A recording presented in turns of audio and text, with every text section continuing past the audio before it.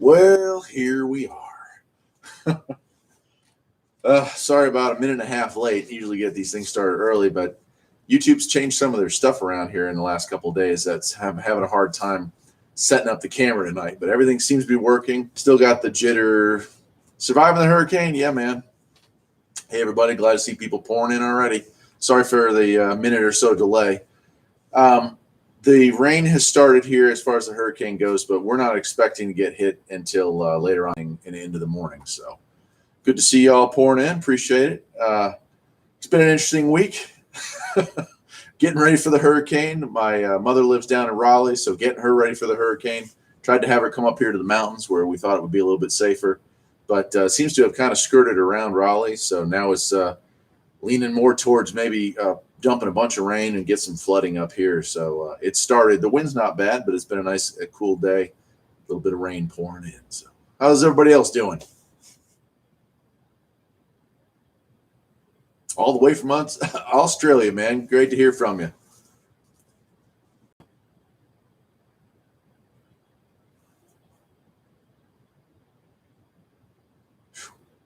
It's been an interesting week here at Farpoint. People's Republic of Western Massachusetts. Yeah, I've been through Massachusetts. They definitely got that going strong. But I'll tell you what, the whole country's turning into that sort of place, isn't it? Good to see you, man. Good to see you too. I mean, it's just amazing that we can talk from Australia here to the mountains of North Carolina through video like this. That makes me feel like we're living in the future, doesn't it? Minnesota coming in. Good to see you. Wisconsin, got people coming in from everywhere. Alabama, good to hear from you. Everything is doing great. It's been an interesting week. It's been an interesting week. We'll get into it. Let some more people fall in here, but the garage cam is set up. If you look behind me here, you'll notice the old Yugo isn't here. Sold the Yugo this week. Sold it on Thursday of this week. So another chapter in my life down the tubes. I love that car. It was a lot of fun, and trying to think now about what I'm going to do this fall with a new project. Who knows? Let's see what's going on. So, sister from South Carolina is staying with my parents from across the river to escape the storm. Yeah, it looks like South Carolina's getting it worse than North Carolina. You know, they spent all week saying it's going to go here, and you know how it is. Man plans and nature laughs in their face. So that's pretty much what's going on this time. We were supposed to get hit hard earlier today, and storm decided to take a slightly different path and slow down a little bit. So, but still going to be a nasty one from what I understand. Waiting on the buffer. Yeah, I hope everyone's okay. So I've got some problems going on tonight, and one of them is encoding software. So apparently, since 2 weeks ago, YouTube has changed the software they use to log on. They wanted me to download a special software package, which costs $650. Guess what I'm not going to do? I'm not going to download that software package. So I will spend the next 2 weeks until the next live feed looking for a free alternative to live feed. And actually, I've been thinking about doing something like that anyway, because I'd like to do some split screen stuff. Maybe have 1 or 2 or 3 or 400 of you as guests, and we could do live shows together where we can both see the faces and stuff. So that's one thing I'm working on. So I'm still using YouTube's basic streaming option, which has a lot of lag. You see the blur when I move my hand, stuff like that. So that's what I'm using tonight. Also, the issue is a lot of bad weather.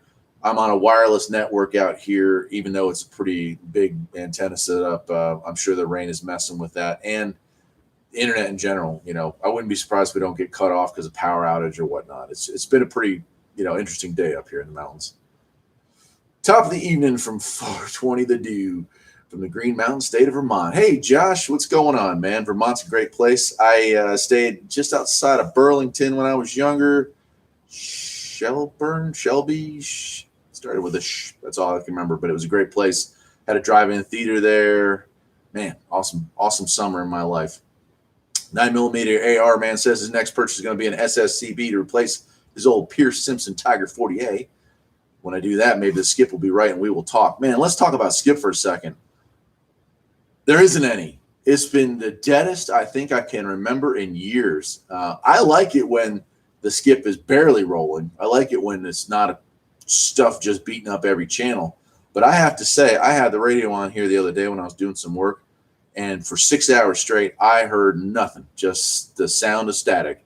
Noise floor is nice and low, so the sun is just dead right now. So it's been quiet on CB for sure.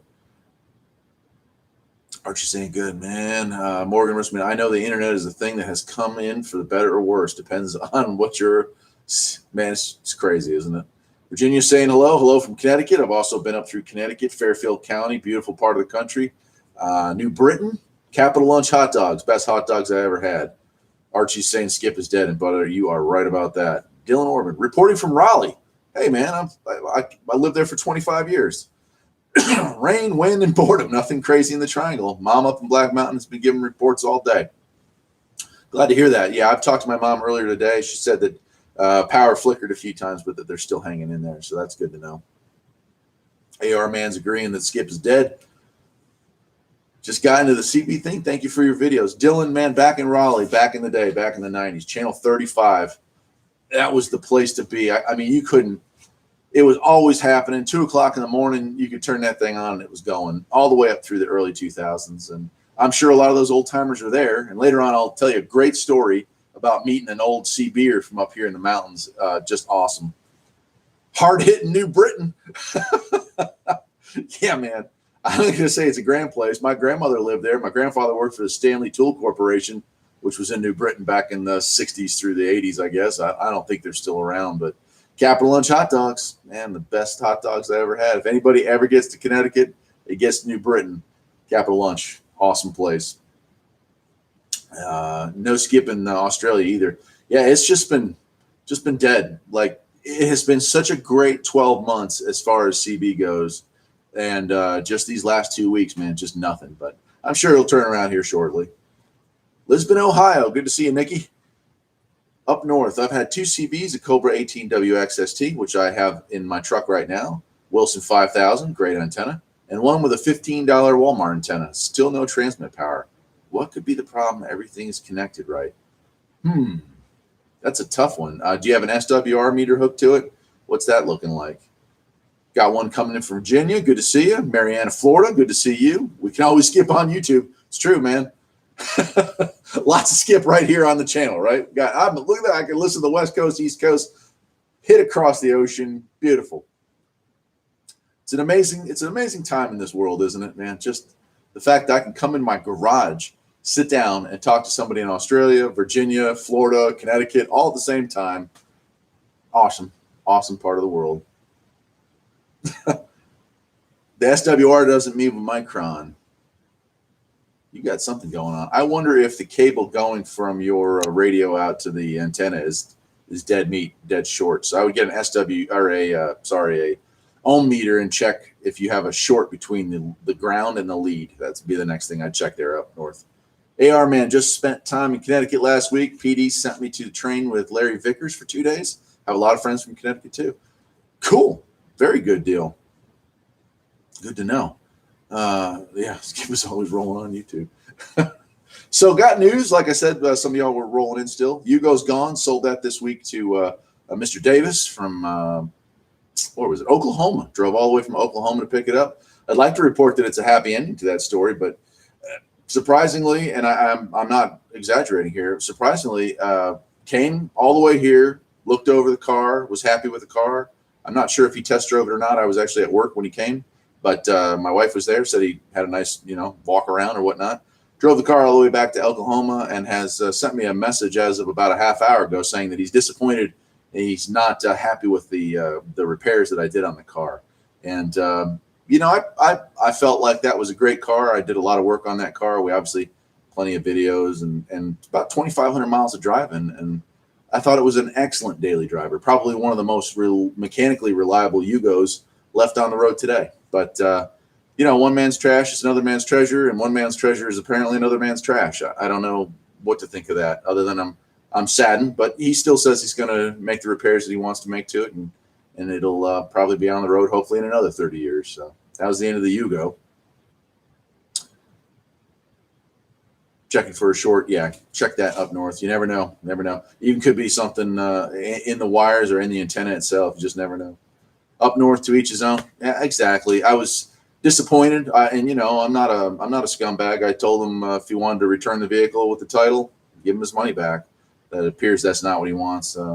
maybe some of it's just buyer remorse. As I clearly stated in my videos when I do it, I do mechanical restorations. I have no skill at body work.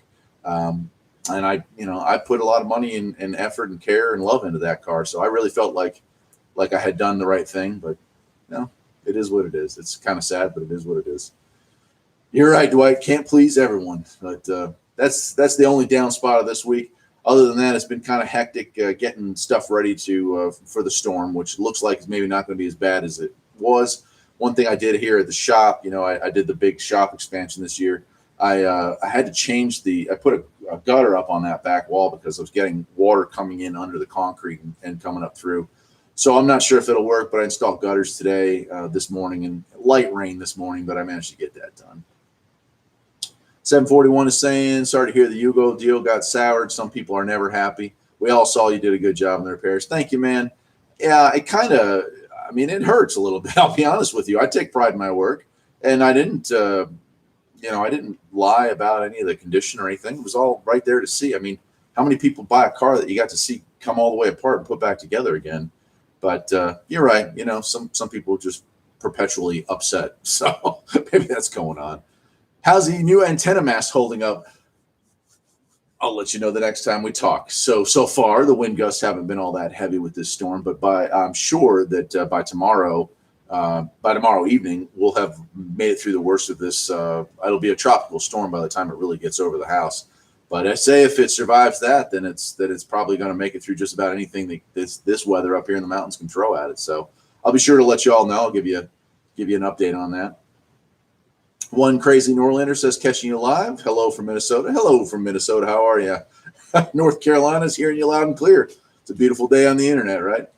Up north, it's been a busy week as well. Had a coworker die. Oh, no. Just had a funeral. I'm sorry to hear that, man. Was it hopefully not job related, maybe just natural passing?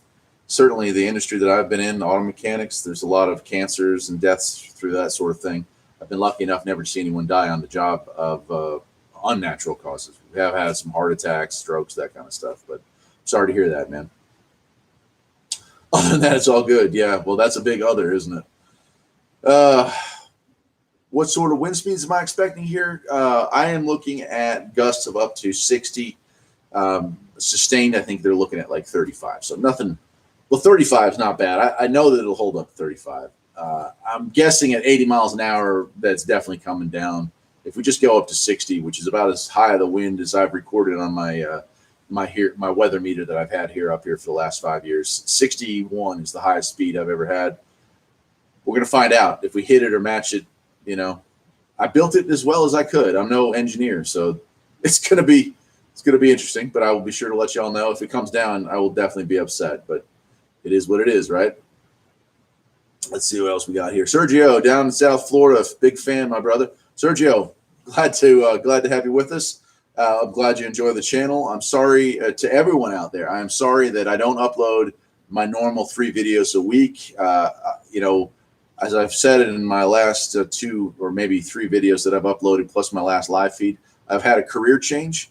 It required me to work a lot more hours. Plus, I still do farming. Plus, I still do cars. Plus, I still do a lot of things in life. So, time slicing. It's tougher to do it. I'm still doing all the things that I usually put on tape or on video here, but it's just time. So I'm sure as the farm winds down for the year, and it was kind of a celebration of fall rolling in because it won't be but a few more days and we'll be officially hitting fall. I know the garden is almost done, so it won't be long until I do have a little bit more spare time. And little by little, I'm adjusting to my new job, so that'll also help with that, man. Up north saying it was a heart attack. Yeah, actually, that's if you got to go, that's probably a pretty decent way to go. I'd certainly rather go like that than over a slow illness, which I've seen far too many of my friends suffer. So I hope he went peacefully. James Clark, hello from Missouri. Hello. Stu Brennan, hello from Gold Bar. Was that Wisconsin? No, Washington State. Cool, man. Far, far west. I'm sure your antennas will be fine. No worries. Boy, I hope so. Watertown, Connecticut. Love your videos. I'm in the middle of installing a sleeve hitch on my Craftsman tractor. Thank you. Sharing awesome, man. So starting your own little farmette. That's cool, man. Watertown, I have a good buddy that I was in high school with that originally came from Watertown. Oh, there was a name he called himself. I can't remember what it was, but it was a name that people from Watertown used to call each other back in the 80s, man. He was such a character. Marky Shaw, what's up, my man? Carolinas have saved Maryland yet again from another hurricane. Hope all is well. This time of year, everything is on the downward swing. I've got a few green peppers, very few tomatoes. The dang deer got to the last of my green beans a couple days ago, but that's okay. I'll get to them later. And I've got pumpkins growing, not to eat, but for Halloween, that kind of stuff. But no, pretty much everything's been picked over. A couple of squash left, but this time of year, it's like there's no point for me planting anything new because we'll get our first frost here within the month. So it's just kind of picking stuff off the vines. And Marky, I've got a package going to go out on Monday or Tuesday for you that we were talking about privately. I've got it packed up. I was just making sure that everything was still working with it today, so that'll be on its way to you. Hello from Pittsburgh, Pennsylvania. Had family in Pittsburgh. Almost moved to Gettysburg myself. Love Pennsylvania. John Mark, hey, Farpoint, have you heard of Hampshire? Like in England? Is that what you're asking me? If so, I have heard of it. Doug Sweeter, you missed me? Of course. 741 saying you got a new job in June. Yeah. Job changes are never easy. This has been a positive in general, but it's stress, a lot of stress, a lot of hours, a lot of just trying to figure out what I'm doing. Things were working quite well for me. I'm not one to make adjustments when things are working quite well, but this opportunity came up and it was something I just felt like I had to try. And I knew that if I didn't do it now, it probably wouldn't happen because some of these things are kind of once in a lifetime. So, but overall positive. Vinny's asking, will that pipeline from West Virginia be running down close to you? Not that I'm aware of, man. Not that I'm aware of. Tolan County, wow. Jason Kane, good to see you again. You're one of my regulars, man. Hey, bud, thought you would be safe from Florida up in the mountains. Yeah. Any chance at a link to Wasted Radio? Maybe, guys. So right now, nothing is up. So I've got my laptop sitting over here. Big changes going on there. I have sent my Hamilton Rangemaster, that AM radio transmitter that I have sent that back to Keith Hamilton. He's down based out of Raleigh, and he's going to take a look at it and give me an estimate. He is kind of busy. It's also going out on Monday or Tuesday. I'm sending some packages out. So that's going out for repairs. I don't expect to have the radio station itself back up. Probably, I would say at least conservatively about a month and a half. The laptop, which also was on Shoutcast and also has that BBS that I talked about in my last video, I have it down and I've been kind of playing with it. And I decided that I was going to upgrade it from Windows XP to Windows 7 because I read somewhere that even though it's pretty old, that it would, take that upgrade. And I went ahead and did the upgrade, but I'm having a heck of a time getting all that old software to work on it. So nothing is online right now. I may end up going back to XP, which would be a huge pain, but I'm probably still just going to work at it and figure out what to do. Hampshire Ham Radio app. No, John, I have not heard of that one, man. I'll have to look into that. Have I come across any more CB stuff? Yeah, definitely. So I think, between the last time we talked and now, I went to the world's largest flea market. I'm not sure. I don't think I've uploaded any videos on that one. I can't remember the name of the town, but up in Virginia. And went to that and found a whole bunch of goodies. There was some base stations. There were some mobiles. I picked up some mobiles and a handheld that's really sweet. And I'll be making some videos on that. I already filmed one. I just don't think I've uploaded it yet. So, David Downs saying you can always come and drive a wrecker. That's actually something I've considered doing many times in life. Mechanics have a shelf life. We get to a certain age and we can't be mechanics anymore.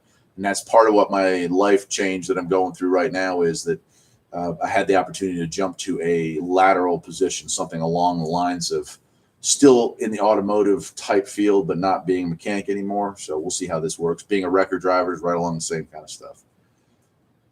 Grace Gunfire. On the farm, do you have any rainwater harvesting tanks, et cetera, to collect water for irrigation? I sure do, but let me tell you, and I mean to make a video on this. I almost made it last week, but then it started raining. I'm lucky enough living in the mountains to have something called spring water, and that is where literally water comes out of the mountains and forms small streams on my property. So for the most part, other than maybe a month or two in the summertime, where my animals are, that water is just fed right down to them from a natural spring. All my drinking water comes from a natural spring on my property where water just pours out of it all year long. It's almost enough to do hydroelectric, which is just insane to think about that much flow. Matter of fact, during the wintertime, it probably is enough to do that. But I plan on making a video talking about water collection. I do have, and I just put this gutter in on this back wall here earlier today. I have a 55-gallon rain barrel that I'm going to be adding to that side, and I have another one down in the lower barn. And I do use that for, watering animals and stuff. Up on the top of the hill where the garden is, there's no really easily accessible spring unless I were to trench a fairly long way. Although we are thinking about putting a pond in at some point up there, hitting that spring and letting it fill a pond. So I do just use water from the tap from there, so it's pumped up that way. Your okra's drowning? Yeah, seriously. Snuffy 357, I'm in Louisiana, and Skip was rolling on every channel for me Thursday from about 6 to 7. Even heard a guy from NC. Awesome. I'm glad to hear that there's hope. I've got mine on right now, and the noise floor is sitting right at 1. Nothing but just the quietest static, man. So Jason Kane saying, excellent. MC Pockets, hello from South Florida. Hello, South Florida. Been down that way a few times. Jason Kane's thing, big thumbs up to Marky Shaw for the Farpoint Farm theme song yet again. Best YouTube channel song ever. I agree. Marky Shaw needs to be a millionaire. I wish I was a millionaire so I could make you a millionaire, Marky. But that song is just awesome. Everybody that listens to it that I know, everyone I introduced to my channel, they're all like, great. And, a couple of them think that I'm singing that, and I have no talent whatsoever when it comes to that. So I'm sure to point out that, no, that's not me. That's you all the way, and it's awesome. So Josh Levin, I wish you had a big flea markets around here. Take a look at it, man. Oh, it's Hillsville. When you get down here, Hillsville, Virginia flea market. They do it twice a year. They close the entire town down. There's probably, I'm going to say, over 1,000 vendors. And it is, you think of flea market, sometimes you think it's going to be girl stuff. Man, they got tools and radios and more tools and junk parts and motorcycle parts and car parts. And it just keeps going, man. It's a really cool place. But it'll wear you out. It's a lot of walking. Hello, Tony P. from Rhode Island. Good to hear from you. Marshall, I don't miss the skip. Gives me a chance to hear local. Yeah. I will say that. Now, that's been one small positive is the 2 local groups I listen to and talk with. I can hear them clear as day because there's nothing in the background. At 27 millimeters quiet in Connecticut, not even local. Yeah, well, I could turn to the local station because I doubt we're going to be talking to each other on Skip tonight, but I doubt they're even up yet. Grayson Fire, we're in drought. Morgan, yeah, although my grandfather's friend on my dad's side had to drive a little less than 3 miles. He drinks spring water, yeah. Spring water, it's naturally filtered. You don't need to have electricity to pump it out. So in the event of a grid down event or a natural disaster like it looks like we're fixing to have here, buckets of water. You just go down there. My wife and I have showered naked in the spring. The water comes out of the hill about that high, and it comes out, with enough force it pushes it out about a foot. You just sit under there and take a about 55 degree. What is groundwater? What's the natural temperature? I think it's right around 55. Freeze your butt off, but nice shower right down there, right at the head. Happy Saturday from my temporary location in Durham. Well, hey, Durham. David, that's a cool place. I lived in Moncure, North Carolina, between Raleigh and Durham, Pittsburgh, that area down there by Jordan Lake, so not too far from there. This guy, Spectre, saying he found an old Midland from 1976 at Goodwill today. Was beat up, missing the channel knob. $15? That's a bit steep. Maybe 5,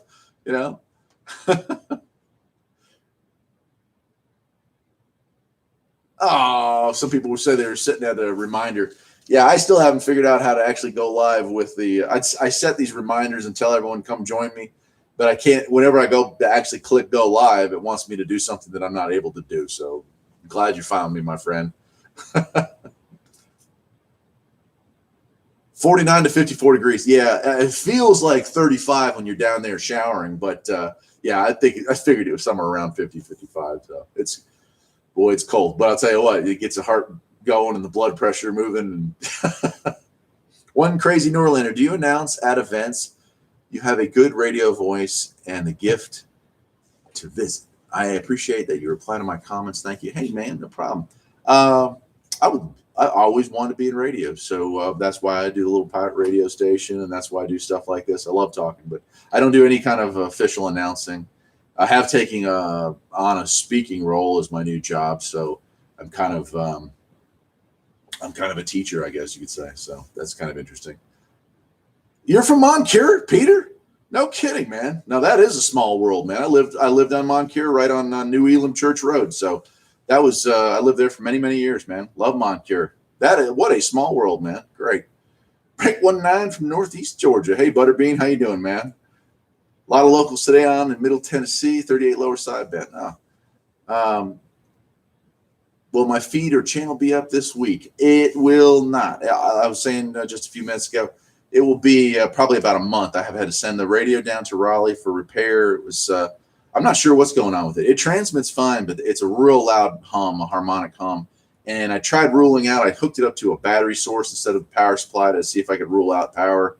But I don't know. I wonder if maybe I blew the final on it. We're talking about microvolts. It's like a 100 milliwatt output. But it's possible that I didn't have it set right or something changed, and it just shorted it out. But, man, they've had it for going on 18 years, so it's hard to complain that quality of product, Yeah, saying no kidding, it was a bit steep and poor condition. $5. Yeah, $5 I'll take a chance on something or play with it or who knows, mess with it. But Jay Reacher's waving from Nashville. Hey, Nashville, how you doing, man? Tony P saying he found me from my Marvel Mystery Oil review and stayed for the CB chat. I watched that video, and I have one on Berryman's B12, and I swear it sounded like an infomercial, like some kind of paid endorsement or whatnot. But to this day, I have never heard from Marvel Mystery Oil. They're certainly not sending me gallons of Marvel Mystery Oil to use in my vehicles. That's just an honest opinion. That stuff does work. A lot of people say it's snake oil, whatever. That's all opinion. But I've never had bad luck with it. I've definitely seen it do some miracles, so I've always felt good about that. Same thing with Berryman's. Berryman's is like a carburetor cleaner, fuel injector cleaner, and there's 20,000 different brands of carb cleaner or fuel injector cleaner on the market, but Berryman's been around 100 years. There's a good reason for that. It's pretty effective stuff, but glad you decided to stick around. Hey, Eric, what's going on? You were running late. Well, good to have you in here. Man, I can't believe it's been almost 30 minutes of just chatting already. We've got about close to 50 people in here. I don't know if it shows how many people are in the room, but on my end, it shows right now about 44 people sitting in here. So take care up north. I'll see you later, man.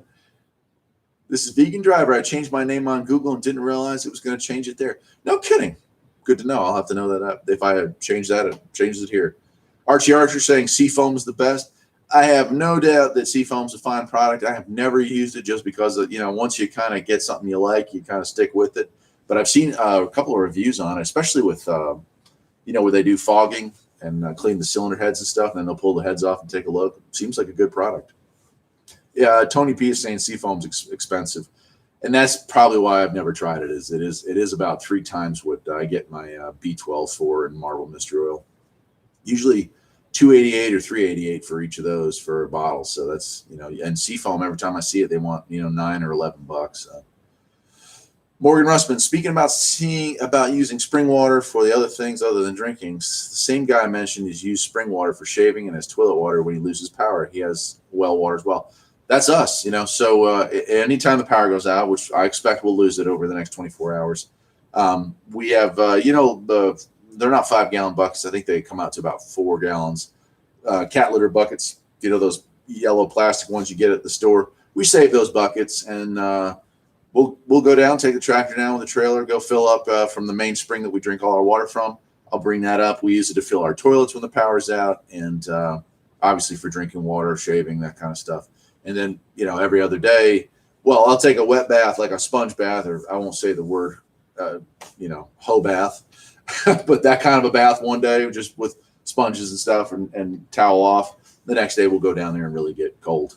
But it's a blessing, because if you have a well, your power's out, unless you got a 220 generator, which I don't, you're not getting that water out very easily. I know there's ways to, make a bucket, a one-way fill valve bucket to drop down in there, but it's kind of a hassle and can be real difficult. And certainly if you're on city water and something drastic happens, you're SOL. So I do intend to make a kind of a prepper, survivalist, whatever video about that. I just haven't got around to doing it. I'm actually, man, I'd love to make some more homesteading type. I don't, anytime somebody says prepper or survivalist, that brings up, bad connotations for a lot of people. They think you're crazy or whatnot. But the truth is that people need to be prepared and should want the desire to survive. So I don't see why those are bad words, but they've certainly become that way. But I'd love to make videos that are just kind of educational in that sense. I don't know. At some point I probably will. Like my channel, thank you very much.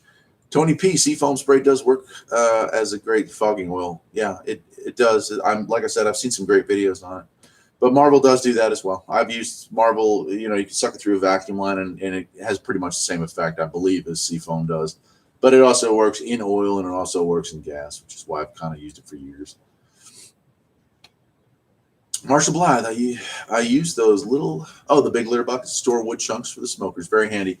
Yeah, I've got them all over the place. I'll put deer corn in them out here to keep the mice away from the deer corn. I use them down with the chickens and the rabbits and the goat and everything else for that kind of, keeping feed in it, keep the animals out of it.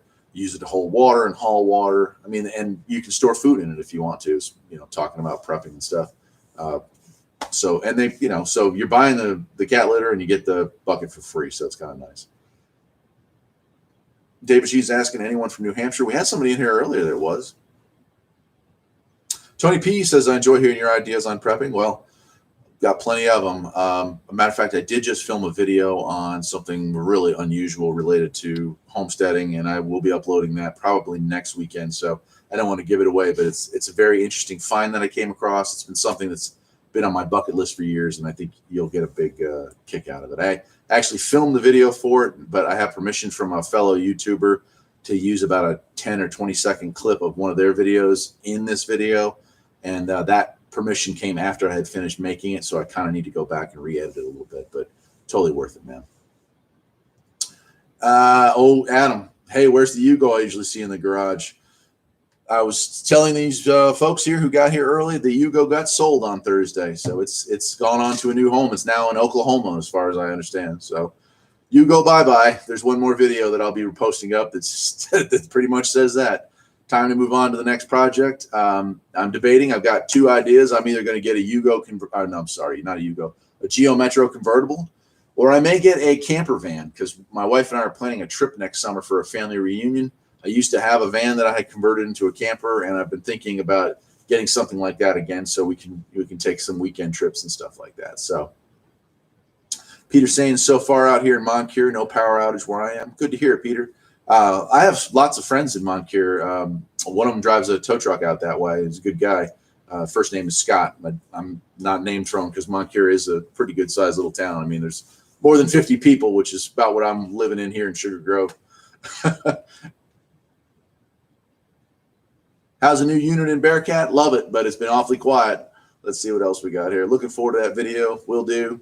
Michael Ferris, I work for Banjo Corporation. We make all kinds of valves. Let me know if you need anything. Cool, man. I will do. Damn, sold the Yugo. Yes, I sure did. Metro. Metro for the win. Yeah, man. Yeah, Tony saying a lot of people upset about the Yugo. Some people saying camper van, some people saying Metro. Tony, you had a Metro. They're good cars. I mean, I've always wanted one of those too. I love cars that get good gas mileage. I love small cars. That's why I love the Yugo, that kind of stuff. So camper van, please. Yeah. 92 Chevy, that's tops. Yeah. So myself personally, I'm leaning towards a camper van. I had an 86 Chevy. Oh, I'm sorry. I had an 86 GMC G20 van. It was a shorty, the short body vans, panel van. I converted it from the outside. It looked like something you'd probably pull over in a heartbeat. It was so beat up, it was an old like plumber's van or whatnot. On the inside, carpeted it all the way around, made a fold out bed myself out from scratch, made cabinets to fit it from scratch, put it in a bathroom from scratch. Everything. Drove that van, had the Vortec V6 in it, drove that thing all over the place. And about a 10-cent O-ring, about yay big, fell out the side where the selector switch was for the transmission while I was in the mountains driving around, and blew out all the trans fluid, and that was it. Cooked the transmission, And at that time in my life, I didn't have the money to put a trans in it, so ended up selling it for parts. I hope it's still on the road, but I doubt it. It was one of those things where it was the eye of the beholder. To a lot of people from the outside, they were like, man, this is junk. But mechanically, it was sweet, and on the inside, you could live in it for a week straight and lap of luxury. Had a little black and white TV set, had a radio going. I mean, it was awesome. Had a stove, the works. So I'd love to relive that. Oh, I missed a bunch of you guys. Morgan Russman, yeah, I kind of agree with you, what you mentioned about the whole survivalist thing. We, as people, have just drifted away from where we were back in the 1670s, 1800s. It's true. I don't understand when being prepared became a bad thing, but it is. It doesn't make any sense. Geo Spectrum's a pretty cool car. Had the 102 whip on top of it. Sweet, dude. Spectrum with a whip. I like the sound of that. You got a G20? Yeah, man, awesome. Dwight says, I had a little Metro till ran the wheels off of it. That's what happened to most of them is they were really reliable little cars. They got like 60 miles a gallon, or the XFI's got like almost 60 miles a gallon. So people bought them and just drove them to death, man. So it's hard to find one that's a survivor or worth fixing up, but it's definitely one that's on my bucket list. If it's not this fall, it'll probably be next fall. I have a friend that lives in Micro that must have 25 Geo Metros. Say they're easy cars to ever work on. Dude, it's a 3-cylinder engine. I would never buy an automatic. I get a 5-speed 2-door hatchback. The hatchback, you can throw a lot of stuff in those things. They actually have a surprising amount of room inside of them. But that little 3-banger, man, that thing just keeps on trucking. And one of my coworkers joked that he could probably unbolt it from the trans and lift the thing out without even having a lift. I mean, they're not that heavy, so pretty nice. 70s custom vans go hand in hand with CB radio. 741, you couldn't be more right, man. I love those 70s custom vans, man. And then that's part of the whole allure, I guess, is CB and old 70s vans. John Fish, John, you finally made it for a live show. Hello from upstate New York. Hello, man. Yeah, another one. Hello from UK. Glad to hear you. Good people pouring in. Got about 55 people in here now. This guy, Adam, saying, I want to bring back the Geo Tracker. You ever driven one of those, Adam? Because I've driven a Suzuki Samurai, and of course they're kind of crude, but they are what they are. They're like micro Jeep Wranglers, but the Tracker is a little bigger. It's a pretty decent vehicle. I've just never really driven one that far. Hello from Massachusetts, Gary. Good to hear from you. Another UK. There's a guy in New Zealand on YouTube that made a water power generator out of an old washing machine, placed it in a stream on his prop. Wow. Hey, would you do me a favor when this show is over? Would you send me to my email address a link to that? I'd love to watch that video, man.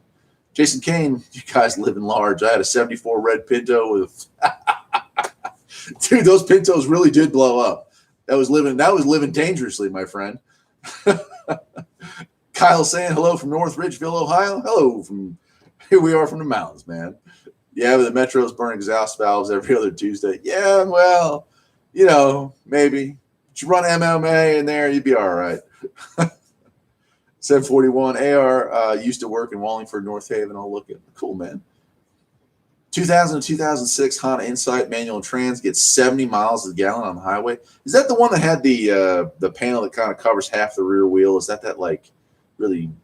It's kind of a cool looking car, but I think that's the Insight. Are those hybrids or are those straight gas engines?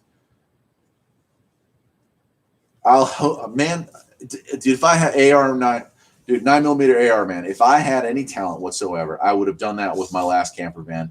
And if somebody wants to offer their services to paint, I'd be happy to let somebody do a mural on both sides. I think Farpoint Farms, I'll blare my Farpoint Farms theme song from the sound, from the sound system. I'll have the Farpoint Farms paint job on the side. I think it'd be awesome.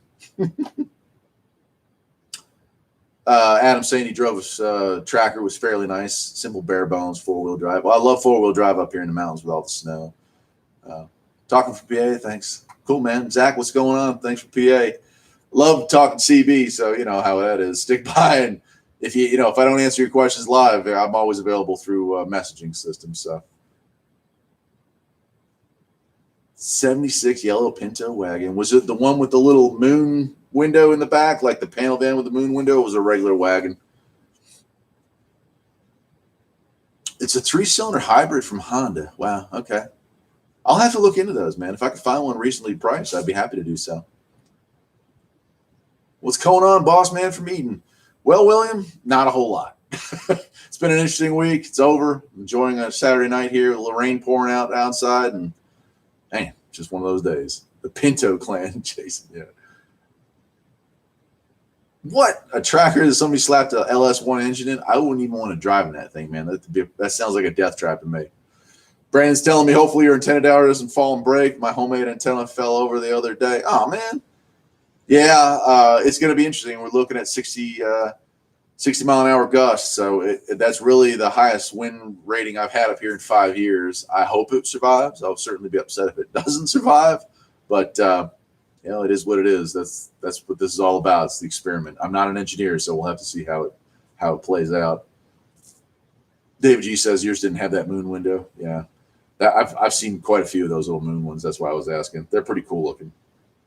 Zach's asking, how's the hurricane going? So far, it's been a non-event. A lot of rain, very little wind here, maybe 5-10 mile an hour gusts. Now, overnight, it's supposed to start picking up. And tomorrow, by the time I wake up tomorrow, I think is when it's really going to be hitting us hard. I don't expect it to be terrible. But, you lose a tree, and there's certainly going to be flooding in the area. So remember the video I made a while back of the bridge that comes to the farm here being flooded out? I fully imagine it'll be completely underwater. So. Dusty Bottoms. Okay, me and Dirty Mike and the boys come over. For the rest of my fine viewers out there and those who will watch this video at a later date, Dusty is one of my coworkers, and he's one heck of a guy. Everyone say, hey, Dusty, congratulations on getting ready to get married, because Dusty is, less than a month away, right at a month away now. So getting ready to take the plunge, become shackled. Good to see him, man. Dwight, are you still thinking about doing a shortwave DX radio video? Certainly am. Matter of fact, I got one of I got probably a dozen shortwave radios. Got one out the other day, and the one I wanted to make the video with is acting up. So that kind of sidetracked me from making that video that day. But yes, most definitely I'll be doing that. And I love shortwave. It's fun. It's not as fun as it was back in the 90s or 2000s because more and more channels are going silent. But there's still a lot of really good information to be found out there. So yes, definitely. 741 saying, okay, guys, it's official. Let's bring back the custom van fad. Only rule, have to put a 102 whip on the side. I'm down with that, dude. I am definitely down with that. I had a 102 whip on my van, and that was in like 2008, 2009. And people used to always like stop and stare, mostly because they probably thought that I was giving out candy or something. But it was it was an awesome van. I'm definitely down with that. Terry, hey, from central Minnesota. How you doing there, my friend? 60 mile an hour winds. I call that playing whose lawn furniture is this? Yeah, I'm a quarter of a mile away from my nearest neighbor, and I still wouldn't be surprised if something ends up in my yard that ain't mine. Hey, from Michigan. Hey, Robert, how you doing, man? Rip Dusty. That's not so bad.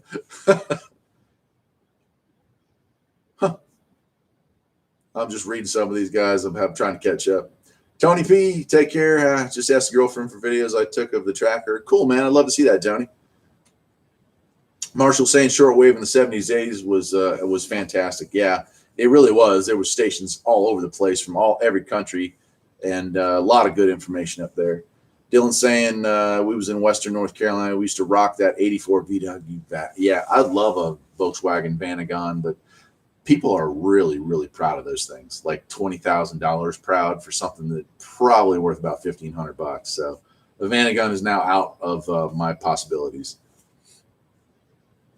Hey, Rodney, good from Illinois there. Hey, appreciate you coming in and checking us out tonight, man. Got about 60 on here now, so we're picking up. Who went to Van Nate? I've never heard of that one. David G, 11 meter and ham is a good topic of discussion, especially when discussions being prepared during emergencies. Definitely. And I've talked about this before, but when I lived through Hurricane Fran down in Raleigh, if it hadn't been for CB radio back then, I never would have been able to get gas for my vehicles or water to keep myself going, because all the stations were out of gas. The ones that weren't out of gas, a lot of them had tank penetration where water filled the gas tanks, underground tanks, and ruined them.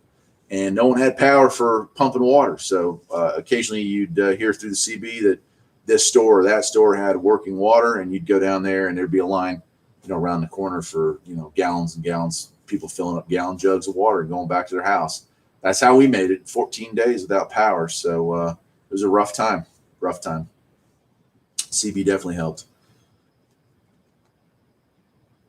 Morgan saying, while we're talking about old cars, same guy as the Springwater guy bought a 1968 Oldsmobile Tornado from the original owner. Wow. Man, those are about done for. Those are pretty rare.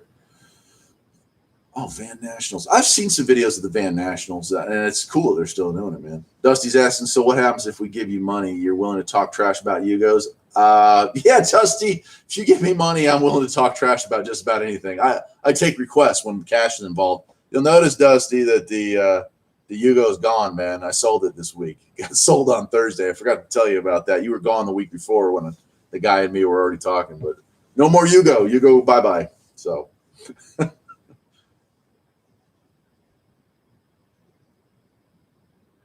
will my pirate station be back up in the near future? I'm going to say a month to a month and a half. On Monday, I'm sending the radio off to back to Raleigh to Keith Hamilton, the owner of Hamilton Radios, and it's a Hamilton Rangemaster. He's going to take a look at it and let me know what's wrong with it, give me an estimate to fix it, and have it shipped back here. So a month and a half. And I was also saying that the laptop that it runs from, for better or worse, I upgraded it to Windows 7 from Windows XP.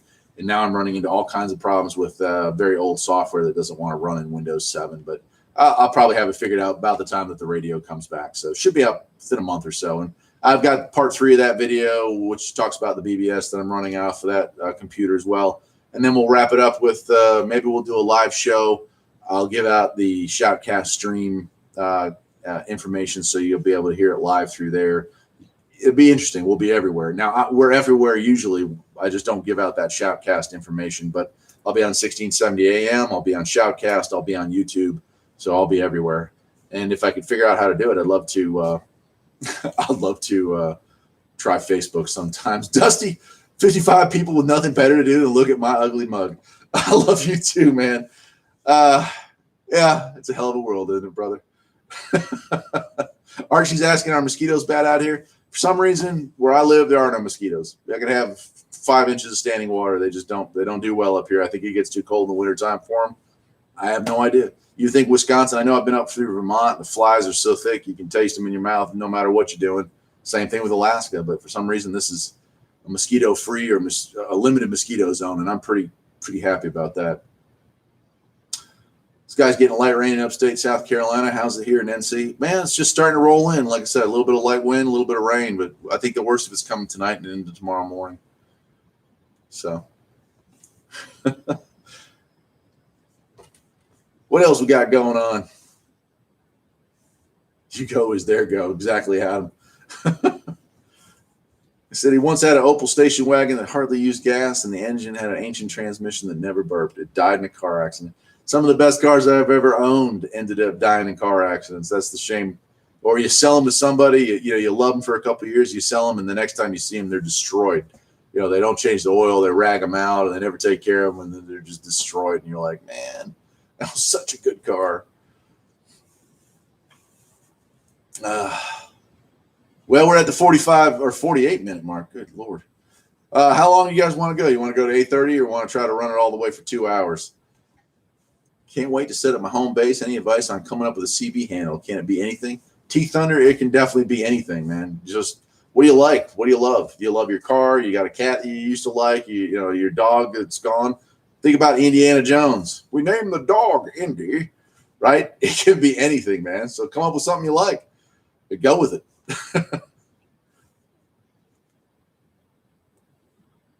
David G saying maybe I'll bump into you at the next ham radio swap in Raleigh if I'm still in NC. I'll be there next April. That is one that I will not miss. That is so much fun. 9mm AR, man, saying mosquitoes are big and bad here in Mass this year. Can't stand it. Oh, man. Yeah. Oh, my God. That big, huh? Yeah. Sounds nasty. I hate them. I hated them back down in Raleigh, man. They were vicious. New topic, an NC barbecue, Eastern or Western style. Oh, boy. That's a big deal up here. I like Western style personally, and I lived in the Eastern half of the state for many, many years, but I was always more fond of the Western style. Morgan, they don't like the elevation. That may be what's going on there because, again, first when I moved up here, I thought, well, it's because it's really cold in the winter. Then thinking about Alaska where they're just brutal. Obviously, that can't be it, but yeah, maybe it's the elevation. Eric wants to go 2 hours. All right, I'll hang in there. T-Thunder saying, okay, thanks. Yeah, man. Dusty agrees. Western barbecue is better. It is. I don't know. The vinegar versus, I'm going to go with Western. Buick, I got my radio on here, or Buck, I'm sorry. Buick. Saw Buick LaPorte, and I thought Buick LeSabre. I'm on. I've got it on 38 lower sideband, but it's not making a peep. I mean, there's no skip rolling tonight. It's just dead. And Adam saying, I saw a truck driver the other day at Home Depot looking for a CB handle. Anyone remember your 11-meter call sign? That predates me. I was still, I missed the registration part. The Indiana Jones reference. That's awesome. Well, it's true. It's a great example of it. I mean, seriously, you can be whatever you want to be. Like I said, I was North Star for many, many years, North Star and North Star 707.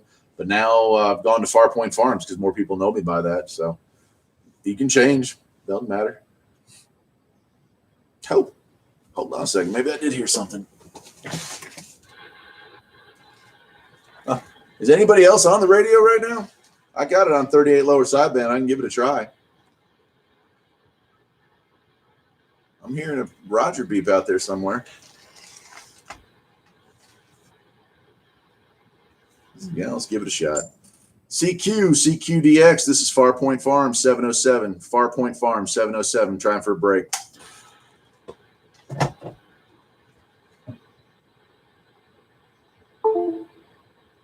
Nothing.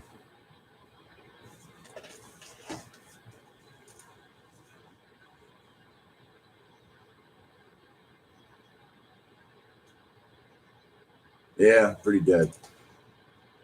Do I use HF? Yeah, sure do. Yeah, 741 saying it's dead up in Connecticut. Jason saying it's dead. Yeah, it's just been dead. Gray Squirrel. That's actually a great one, man. I had a good friend who was borderline. I had a guy who always referred to his base station as Tranquility Base, like they had, the Apollo missions. And I'll tell you what, that guy had a heck of a radio with a big old tower, and Tranquility Base fit that so well. He was always on the air, always talking. Real mellow dude. It didn't make it down there, huh? No, I'm pretty well done. Alberta, Canada, you got snow already? Man, it won't be but about another month or so. We'll be having it here. Eric saying I was a truck driver for 5 years, never used the handle, always kept the conversation short. Nothing wrong with that, man. When I'm doing traffic, or I'm looking for a crash report or something like that, I'll get on there. And unless the other guy says, well, thank you very much, this is so-and-so talking from so-and-so, I'll just log off. I mean, if we're not going to have a conversation, no need to know who I was talking to. But it's also kind of cool to talk to folks. So if they want to keep going, we keep going. David saying, you're the one who steered me to my Husqvarna TS354 XD. I just finished a month. I'll be doing the 8-hour break-in oil change. You're going to love that tractor. I love mine. I've got a 275 hours on it. Just was on it today. And I love it. Yeah, that's a very, very durable tractor. Yeah, Adam's saying snow, holy blank. Yeah, I agree. A little early to be thinking about that, but I guess we're almost in that season. Adam saying most truck drivers in my area say, hey, driver, that's when I'm doing traffic, that's pretty much how I do it. Hey, driver, what's going on up there? Anybody know what's going on? Jason, what's going on, man? I'm awesome. That's it. Finally, I'll go grab my wife and let her know, because so many people just don't realize that I can be awesome. About 5 seconds at a time out of a year, but that 5 seconds is awesome. Thank you. Yeah, right.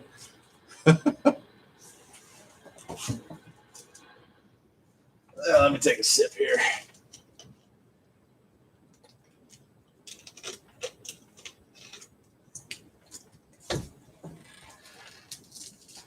So when I get the radio station back up and running, the pirate radio station, I've actually created another YouTube channel called The Midnight Cafe, named after the radio station. And what I'm going to probably do is try to go and make these live things on YouTube and then take those videos and simulcast them onto that channel, or maybe just do these shows on that channel. And that'll be part of that radio show. It could become part of the archives. So there's no live. Well, I'm looking into some options, but if there was a way for me to live transmit what's going over the air onto that YouTube live stream, I would. But we all know that YouTube has a lot of issues with copyright violations, stuff like that. And I do use bumper music. I don't really play music. I mean, sometimes I'll do like big band swing stuff. I'll come on and do a 2 or 3 hour show where I just kind of hang out and listen to the radio and make commentary, in between songs. And that stuff can't go on YouTube. It's really not even supposed to go on Shoutcast, although no one really monitors Shoutcast. I have a small feed. It's just I can get, if I bump the bandwidth up, I can have 50 users simultaneously on there. So it's not a lot of people listening on that. Usually it's in the teens, teens to 20. So I've never had any problem in the many, many years that I've been using Shoutcast. But I'd love to be able to get on YouTube because it's a much larger platform. But that's something I've been thinking about. But I would be able to do live shows like these shows here. The only bummer is, and I don't know if maybe you guys will agree with this. I know I feel this way. A show ain't a show without bumper music. You know what I mean? So I come on here and I do these shows. I would love to be able to do the Farpoint Farms theme song, fade in and fade out. I would love it if Marky was interested in making a bunch of other songs, not related to me generally, but just songs that he wanted to have put out there to the world, because I really think he's a talented guy. And have those as kind of bumper music. So I am looking for, I guess, royalty free or video or songs that I have permission to use, so that I can do real shows the way they ought to be done, at least as far as I'm concerned. So that's something I've been thinking about doing. David G saying, looking forward to your pirate radio station being back up. Me too, man. It's kind of weird, like. It's nothing, man. I talk to, it's like I'm talking to a fraction of a fraction of a fraction of a fraction of a percent of the world. But there is something about having your own radio station that's it's just cool. And I definitely feel that it's gone. Like it's a hole. So it'll be back up. I'm guessing the radio station is over the computer, or is it an RF over the airwaves? It's both, Adam. I have a 1670 AM radio. It's a Part 15 micro broadcasting station. And then I also rebroadcast that live over Shoutcast Radio, which is a internet radio provider, I guess you could say. But both of them are offline currently. New York City, Mr. Q, glad to hear from you. The big city. Yeah, seriously. You could create an email list and then alert people that you're live on the radio station. David, that's actually a really good idea. I don't know if y'all want to do something like that, but on the nights that I go live with actual music that I can't go on YouTube, I'd be happy to do that. I could give out the link and you guys could come and join.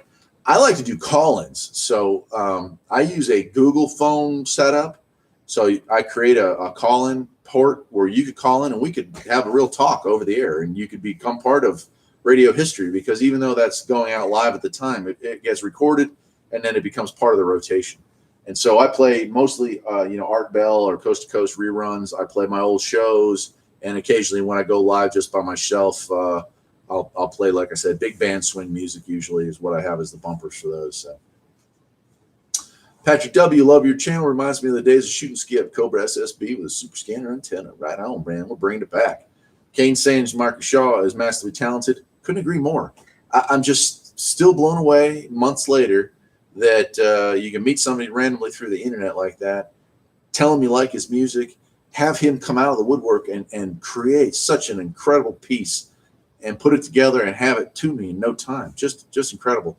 And, Marky's going through some tough times right now. He's had some job changes as well.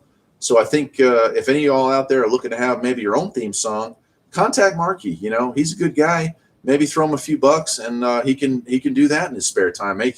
How'd you like to have your own theme song? Maybe not for a YouTube channel, but just for life, man. Tell him what you love. Tell him who you are. I bet you Marky would be happy to hook you up. But he's a great guy. Hello from Chicago, South Suburbs. Have you considered transmitting the radio over TuneIn or something like that? TuneIn is way harder to get set up and legal. Shoutcast is a much older program. It's based in the Winamp, which has not been updated in a long time. But Shoutcast works through a Winamp plugin. So you have your Winamp, you put your files for your show in there, and then you use Shoutcast to stream it over the internet. It's a little bit antiquated, but it still works. If you go on Google and do Shoutcast, they'll have it. There's also even a Shoutcast app for your phone. So it works for modern, for modern stuff. It's just a little bit different, but I like it. Looks like we may have lost some folks. Chat just disappeared, and I lost 10 viewers. So, seems like everything's gone. Might have lost everybody. Let's see. Oh, there everybody goes. Let's see. We're back. 1670 AM. Yep. It's the official name is 1670 Wasted Radio. Radio wasted in the AM because it's wasted on AM radio, but I always felt like I belonged on AM. Call-ins are cool. Yeah, David. Back in the day when we were back in Moncure and Raleigh area, we did call-in shows. We had people calling in all the time, or we called out to people and did interviews. It was really cool, man. Why not promote a heel kicking, toe tapping shindig on the old farm? Truthfully, I'm kind of a loser in real life. I don't think if I invited all my friends, then Dusty Bottoms would probably be about the only person that showed up, and he probably canceled at the last minute.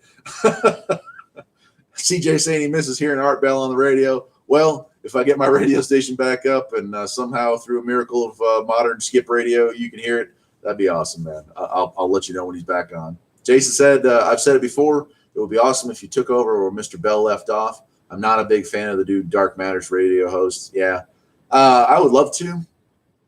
That is what I feel like my calling is, and maybe in retirement I will do something like that. There are a lot of like paranormal shows or alternative radio shows that are blog talk radio. I don't know about TuneIn so much, but there's a couple of places that have these hosts like that do that. Viewership doesn't seem to be all that great, and I think that's the big issue. I think if I were going to get into it and make a radio show that I really focused a lot of attention to, I'd have to find a platform that it really got out there and reached out to the world, and finding that sweet spot and finding the right platform would be difficult, man. Patrick's asking if I still have the olds. No, sir, I do not. No, that's gone. Lacey says, hello. Someone's going for a smoke break. Got it. Keith Whittle, hello, man. How's it going? Glad to see you join in, man. No apple pie allowed. Old. Yeah, I'm feeling old. Got to check out. Marshall, have a good one, man. Take care. I'll see you next time. Thank you for stopping by. Boy, I tell you what. Yeah, so it's been interesting. Let me see here. Readjust and take another drink. I got dry throat tonight.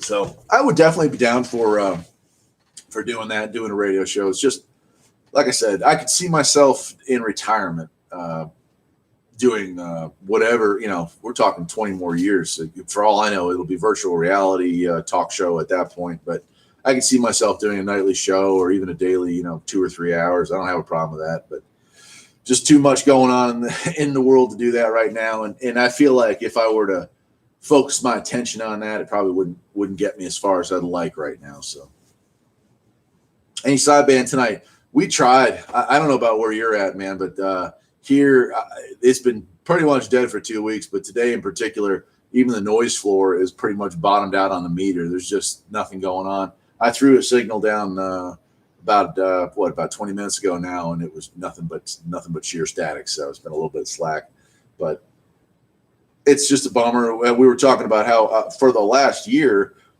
Skip hasn't been very strong, but it has been strong enough that you can make some really great contacts because there's not a lot of cross skip. You're not getting too much overlap. But man, about 2 weeks ago, the floor fell out of it, and it's just been dead. Other than maybe a minute here or there, it's really not been a whole lot of fun. So I've been upset with that. But life goes on. Buck saying he's on side, man. Life goes on. Life does tend to be that way. Bobby, good to see you. Eric, do I believe in UFOs? Of course I do. I believe in just about anything you can believe in. Ghosts, probably real. I don't know if they're ghosts of dead people. They could be alternate realities sliding in and out of our vision. Could be a whole bunch of things. Could be alternate dimensions. I mean, I could go on forever, but I think if there's one thing that Art Bell taught me over the years is that it's okay to have an open mind when it comes to that stuff. If you can't rule it out, then it's possible, isn't it? Right? So as every time somebody says, I saw something in the night sky, a real UFO from another universe? No, definitely not. But it only takes one, and it and it's real, you know. So, sir, I believe in that stuff. I believe there's a lot of, I don't know what show I was watching or who I was listening to, or if it's something my wife and I came up on our own, but humanity has amnesia. That's pretty much what we came up with. If you look at all the historical records from all the different cultures back in the day, you know, the Bible talks of the great flood and Noah. But if you look at every other culture, in every culture, there is the talk of the great flood. So there is things that have happened in just our humanity's past that we no longer know about. We just kind of forgot it. So certainly anything's possible when it comes to the paranormal or the out of the normal or whatever you want to call it, man. Heath's saying the ham bands are great except for 10 meter. I haven't played with my 2 meter here in a couple of weeks, but I don't have an HF rig here right now other than just the 2. Well, no, I don't have anything other than 2 meters. So Jason Ingalls, I am sub. Come on, man. Love your stuff. So thanks, Jason. Awesome. 9mm AR, man. Last summer I was talking as much as the language barrier would allow with truckers from Mexico on Channel 9 up here in Massachusetts. Nothing this year at all. Yeah, that's been it for here. It's been, like I said, great up until 2 weeks ago, but it's little by little slowing. David G's asking about if I'm up near the Virginia border. Sure am, dude. I'm like the Tennessee, Virginia. I'm like right in that top corner there. 2014 was my best year for sideband. On 30 watts, I reached across the pond to UK, Italy, and Spain. Right on, dude. I talked to where was that? I think I talked to Spain earlier this month, or I'm sorry, last month. On just 4 watts. Well, 12. It was sideband, but like he was sitting in the room next to me. Had about 5 minutes, and then just like mid-sentence, faded off into the distance and was gone. Humanity has amnesia. 10-4 on that. Yeah, seriously. So that's pretty much how I feel about it. You know, a lot of the stuff you watch about Egypt and the pyramids and stuff like that, and they all say, well, it was about 3,500 BC. And they've kind of like, I don't know, it's like mass hypnosis. Once one guy says, yeah, it's definitely 3,500 BC, it seems like they try to make every piece of historical evidence they find fit to that timeline. And the reality is, and I don't know if you've ever watched the shows on the geology of Egypt, but they have geologists who are experts on rocks and stuff go over there and look at it, and they clearly show that the rain patterns, rain washing away the stones on the Sphinx and stuff like that, and those would date back to 10 to 12,000 years ago, so much, much farther than 3,500 BC. And it's like, you know, here's some hard evidence. Here's this hard proof. You can see the damage done to the stones by rain and by flooding, but you have mainstream historical people who are just refuse to admit that maybe those numbers were wrong. My guess is that the area was occupied 12,000 years ago by a race or by ourselves or by whatever. And then the Great Flood happened and wiped it all out. And then as those waters receded, humanity found those sites again and reoccupied them. Why not? If the structures are there, use them. I would. Well, that's out there, isn't it? Oh, man, I've missed a whole bunch of these things. Yeah, let's see here. I'm not going to get on the radio in a few minutes as Road Ranger. Let's build. Okay.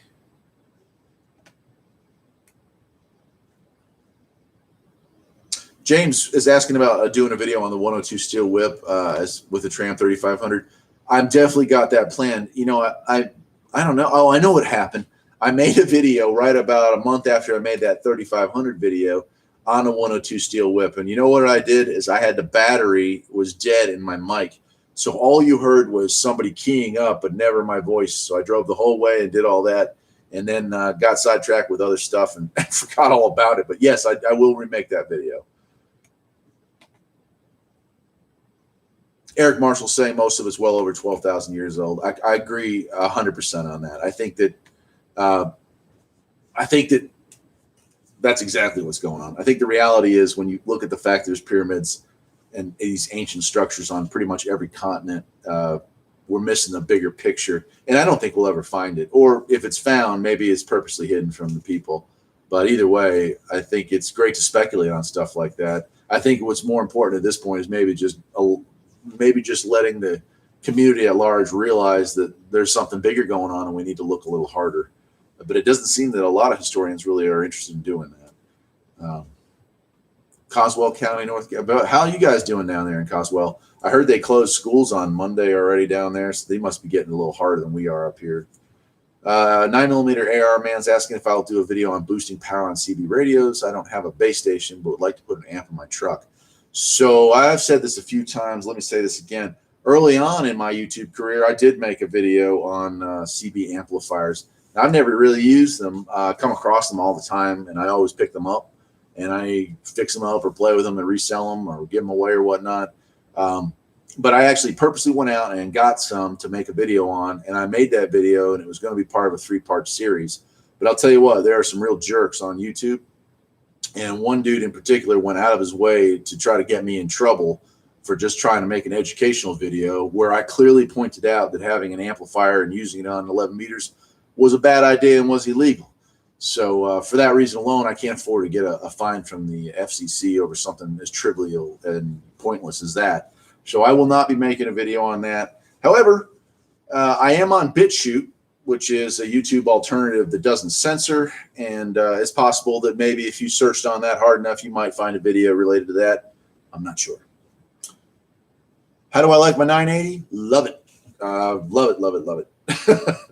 Adam saying the Energizer Bunny went on strike in that mic. It is. It's actually a good thing. I think what happened was instead of having the mic on the hook, I put it between the seat, and I think it keyed down probably overnight and, kept the battery going and just killed it. So that was my mistake. I didn't pay attention to the fact the little blue light wasn't lighting up, so did the whole thing. Bobby Scott saying agreeing on us, missing the bigger picture, definitely. Heath's asking about the Yugo. Heath, you clocked in a little later, so I'll let you know. The Yugo is gone. I sold it on Thursday. Sold it to a gentleman in Oklahoma. He drove down and picked it up and headed home, man. So that project and that saga is over. Put about 2,500 miles on that car from start to finish, and it was a good car. I really enjoyed my time with it. We were talking right before you logged on about what I was going to replace it with, and I've narrowed it down to a camper van or possibly a Geo Metro convertible. So whichever nice one comes up first, and I'm leaning towards the camper van, but if I don't do the Yugo this year or the Metro this year, I'll do it next year. So